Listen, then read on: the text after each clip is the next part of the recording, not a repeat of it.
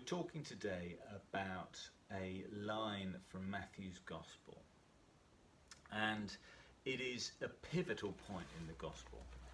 And Jesus asks the disciples, he's taken them to one side, and he asks them, who do people say the Son of Man is? And they come up with a very nice answer, and they say, well, some people say John the Baptist, and some people say Elijah, and some people say Jeremiah come back to life.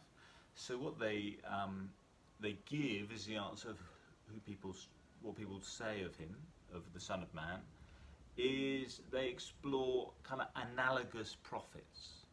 Because Jesus, the Son of, calls himself the Son of Man, is so remarkable that they find the most remarkable prophets. So the most remarkable prophet in the Old Testament is Elijah. Maybe Jeremiah is obviously a massively significant prophet, and from their own time they look at John the Baptist, who's been this amazing figure. So they give a very good answer, a perfectly decent answer, but then Jesus skewers it, says, yeah, who do you say that I am? Not who does anyone else say the Son of Man is, who do you say that I am? So he totally personalizes it, and he puts them on the spot.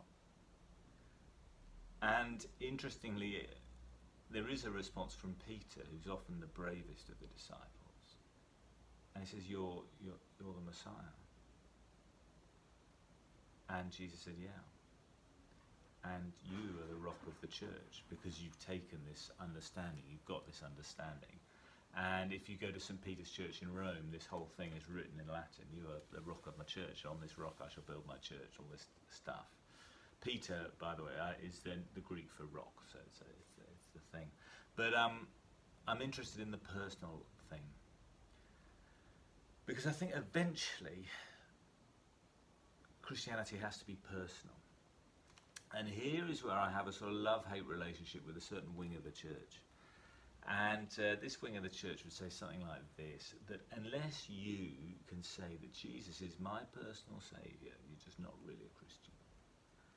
And you're just a kind of nominal Christian who might turn up at church. And what you really need to do, preferably in front of a group, preferably having had a drug addiction beforehand, but that doesn't matter so much. As long as you can say, Jesus is my personal saviour, then you're okay. But until you can say that, you're not really a Christian. And what I don't like about that is, first, it's not that biblical. I mean, just look at what the example we've had with Peter. He doesn't say, Jesus said, who do you say that I am? Peter doesn't say, you are my personal saviour. And Peter just says, you are the Messiah. And that seems to be all right.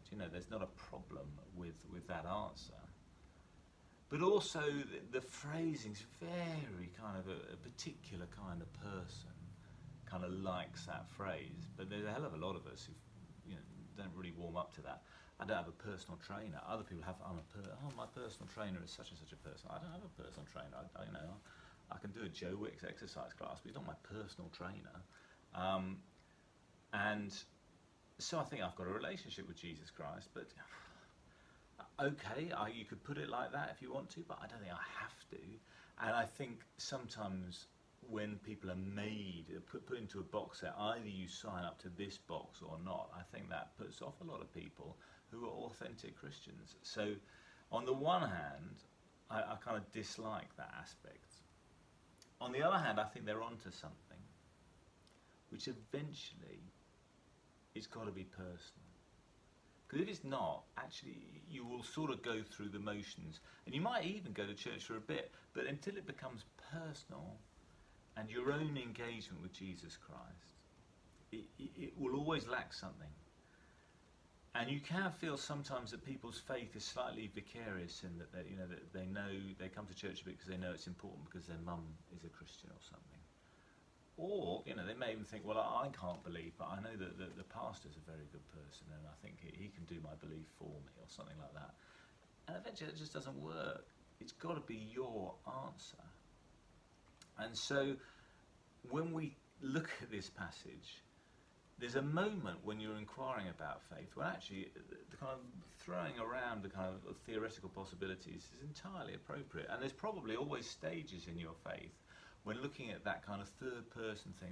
Who do people say the Son of Man is? Oh, well, some people say this, some people say that. That's quite useful.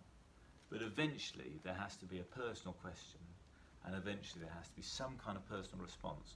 Now, I don't think we should prejudge exactly the boundaries of what is an acceptable personal response or not. I think that's not at all helpful.